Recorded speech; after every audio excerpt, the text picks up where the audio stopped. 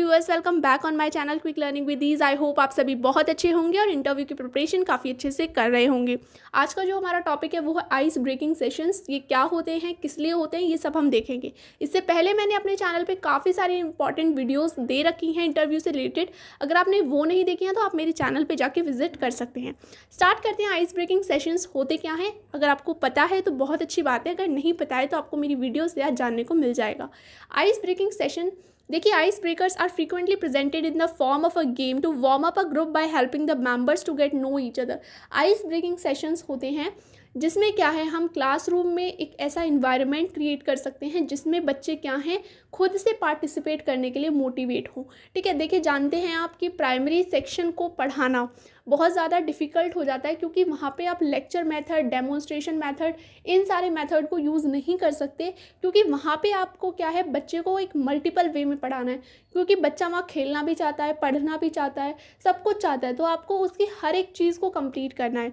और जैसा कि आप जानते हैं NEP 2020 में इंक्लूसिव क्लासरूम, मल्टीपल वे से टीचिंग करना, होलिस्टिक डेवलपमेंट, इन सब की बात की गई है। तो आप इन सारी चीज़ों को मिक्स करके कैसे एक प्राइमरी स्टूडेंट को पढ़ा सकते हो, ये बहुत अच्छी एक एक्टिविटी है जो कि आइस ब्रेकर सेशंस। इनके द्वारा आप बच्चों को क्या है, बहुत अच्छे से एक्टिवली पढ़ा सकते हो, बच्चे के होलिस्टिक डेवलपमेंट कर सकते हो। These icebreakers are inclusive in that they allow students to bring themselves and their identities into classroom setting. The tone for mutual learning, connection and respect. तो ये आइस ब्रेकिंग जो सेशंस होते हैं ये inclusive classroom में भी बहुत अच्छा काम करते हैं जिसमें क्या है, बच्चे एक दूसरे के बारे में जान पाते हैं, सोशली पार्टिसिपेट करते हैं। एक स्लो ब्लूमर बच्चा, एक टैलेंटेड बच्चा, एक गिफ्टेड बच्चा, सारी तरह के बच्चे एक साथ यहाँ पे जब वर्क करते हैं, एक दूसरे के बारे में जानते हैं, तो यहाँ पे कोलैबोरेटिव लर्निंग और जो ग्रुप डिस्कशन है, ये सारी चीज़ें क्या हैं, मिक्स होके काम करती हैं। अब देखिए इसके बेनिफिट्स क्या हैं। तो prepare student for collaborative group, help to create relaxed environment, build rapport among students and foster a productive learning student environment. तो जैसा मैंने आपको बताया कि ये एनवायरनमेंट ऐसा बना देता है जिसमें बच्चों को ये नहीं पता चलता कि यहाँ पढ़ाई हो रही है और वो खेल खेल में इतनी सारी चीज़ें सीख जाते हैं जो उन्हें खुद भी पता नहीं चलती, और वो इतने ज़्यादा मोटिवेट होते हैं कि अगर आप उनसे कहो ना कि हम कल ये याद करेंगे, तो वो आपको रिस्पॉन्स करेंगे, हाँ मैम करेंगे। ठीक है, जैसे कि आप अगर लेक्चर मेथड से पढ़ाओ 1 2 3 4 या फिर जो भी फर्स्ट सेकंड क्लास में आपने अपोजिट या फिर वर्ड मीनिंग याद कराए, तो वो कहीं ना कहीं बहुत बोरिंग हो जाते हैं बच्चों के लिए कि उनको सिर्फ रटना है और कल मैम सुनेंगी, टेस्ट लेंगी हमारा, फिर हमको नंबर देंगी, नंबर कम आए तो फिर पेरेंट्स को बुलाया जाएगा। तो ये सारी चीज़ें कहीं ना कहीं बच्चों को डीमोटिवेट करती रहती हैं। लेकिन आइस ब्रेकिंग सेशंस ऐसे सेशंस होते हैं जिसमें आप बच्चों को बहुत अच्छे से लर्न करा सकते हो। वर्ड मीनिंग रहे, अपोजिट वर्ड रहे, कुछ भी सही, आपका दिमाग क्रिएटिव होना चाहिए यहाँ पे, टीचर का दिमाग कि वो कैसे गेम्स खिला सकता है। अब मैं आपको कुछ एक्टिविटीज़ बता देती हूँ जिससे आपको आइस ब्रेकिंग सेशंस बहुत अच्छे से क्लियर हो जाएंगे। आप मानिए मैं फर्स्ट क्लास में हूँ और मुझे बच्चों को कह सकते हो आपको वर्ड मीनिंग या फिर अपोजिट याद करवाने हैं। ठीक है, तो मैं क्या करूँगी, सबसे पहले मैंने बच्चों को मैंने बोला कि आपको कल क्या है, सारे अपोजिट याद करके आने हैं इस चैप्टर के और वर्ड मीनिंग याद करके आने हैं। कल मैं आपका टेस्ट लूँगी। ठीक है, अब देखिए बच्चे आधे तो ऐसे होंगे जो टेस्ट के मारे आएंगे ही नहीं। ठीक है, दूसरे बच्चे ऐसे होंगे जो बहुत अच्छा लर्न करके आए होंगे क्योंकि हमें हाई मार्क्स लेके आने।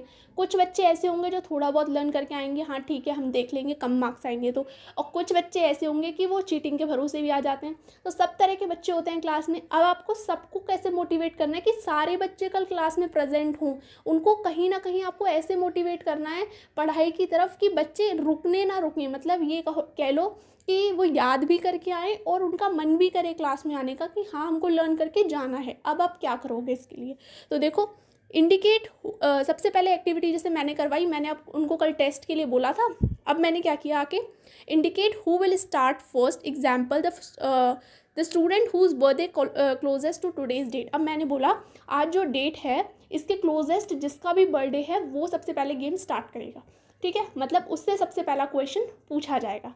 अब हो सकता है 2 3 बच्चों का हो तो वो आपके ऊपर है, या फिर इसमें आप कैसे कर सकते हो, जैसे मान लो आपकी क्लास में एक डिसेबल चाइल्ड भी है तो आप वो बेचारा कैसे कर सकता है, मतलब आप मान लो वो ऑर्थोपेडिकली इम्पेयर्ड है, ठीक है, तो वो व्हील चेयर पे है, आपको उसको भी पार्टिसिपेट करवाना है। अब वो अपने आप को अकेला ना महसूस करे तो आप उससे बोलोगे देखो इनके 4 लोगों के बर्थडे आसपास हैं या फिर उसी डेट को हैं, ठीक है, आप बताओ सबसे पहले किसको खिलवाएं, तो वो बता देगा मैम इसको खिलवाओ। ठीक है, तो ठीक है, हम उससे खिलवा देंगे, ठीक है। या फिर हम यहाँ पे क्या है, दो मेंबर्स को अलग अलग कर देंगे। जैसे 4 लोगों का बर्थडे, तो 2 अलग कर दिए बच्चे, 2 अलग कर दिए, और हमने टॉस करवा लिया, ठीक है। टॉस कौन करेगा, तो वो बच्चा करेगा जो डिसेबल है, ठीक है। जिसका टर्न आएगा तो वहाँ से वो स्टार्ट होगा गेम।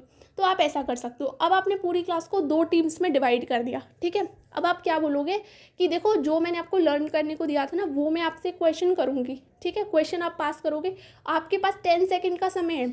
अगर आपकी टीम मेंबर में से किसी ने बता दिया तो ठीक है, ठीक है, नहीं तो वो दूसरी मेंबर की तरफ चला जाएगा, ठीक है। तो आप इस तरह से ले सकते हो, और आप पॉइंट्स क्या है गिन सकते हो कहाँ पे, बोर्ड पे, कि टीम 1 के इतने मार्क्स हो गए, टीम 2 के इतने नंबर हो गए, ठीक है। अब आपने अपोजिट सुने, अब आपने ऐसे, तो ये तो आपकी ग्रुप हो गया।